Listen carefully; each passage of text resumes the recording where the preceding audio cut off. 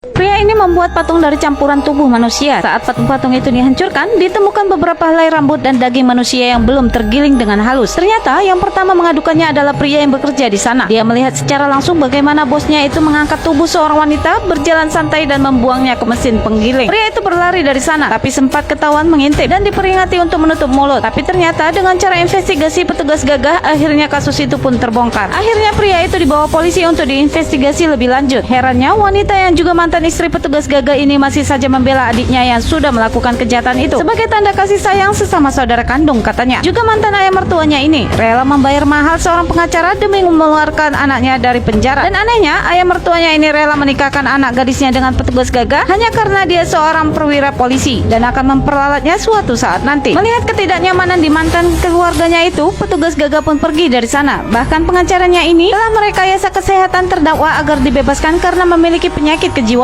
Dan dia telah mengumpai terdakwa agar bersikap arogan saat keluar dari pengadilan agar meyakinkan bahwa benar dia memiliki penyakit kejiwaan. Sementara di luar, banyak pendemo yang meminta ayah terdakwa untuk mengundurkan diri sebagai menteri karena anaknya telah berbuat kejahatan, dan para awak media yang sibuk memburu berita. Di antara mereka semua terlihat seorang wanita yang memanggil petugas gagah yang langsung mempersilahkan ibu korban untuk mendekat padanya. Ibu korban ini meminta keadilan untuk anaknya karena telah dibunuh secara keji oleh terdakwa. Dan benar saja, pria ini marah-marah kepada polisi untuk dibebaskan. Kekasarannya itu bahkan sampai membuat polisi jaga kewalahan. Ibu korban mendekati terdakwa yang sedang ngamuk-ngamuk itu, sedangkan polisi ini dan ayah si terdakwa hanya terdiam menyaksikan kebrutalan terdakwa tersebut. Petugas gagah masih memantau dari jarak jauh. Saat si ibu korban mendekati terdakwa dan marah karena dia telah membunuh anak gadisnya, si terdakwa malah menendang si ibu hingga berjungkal ke belakang. Belum puas dengan itu, pria ini malah mengambil senapan polisi untuk memukul si ibu. Tapi tiba-tiba sebuah tembakan bersarang tepat di jantungnya. Ya, petugas gagah telah mengacungkan pistolnya, memberantas kejahatan, eksekusi di tempat. Mungkin harus begitu agar semua kejahatan di muka bumi bisa dihapuskan ya, geng. Kira-kira kalau di negeri Konoha dibuat seperti ini bakal aman gak ya? Tentu saja kejadian itu membuat ayah terdakwa menangis tak percaya. Begitu juga dengan kakaknya ini, sampai gak sadar telah menjatuhkan gagang telepon mendengar adiknya metong. Sementara ibu korban mengatupkan tangannya di dada dan berterima kasih pada petugas gagah yang langsung mendekati polisi setempat dan memberikan pistolnya. Atas tindakan yang dilakukan petugas gagah, dia dipecat dari kepolisian. Tapi setelah 5 tahun berjibaku dengan kasusnya itu, akhirnya petugas gagah dinyatakan tak bersalah dan dia kembali ke kesatuan. Semua ini diceritakan oleh polisi setempat kepada Polwan yang menangani kasus petugas gagah. Semakin lama, Polwan ini mengerti bagaimana petugas gagah menjalankan tugasnya sebagai perwira yang jujur. Tapi apakah hal itu bisa menyelamatkan kembali petugas gagah dalam jerat hukum? Saksikan part selanjutnya tetap di Snack Video. Snack Video bikin semua beken.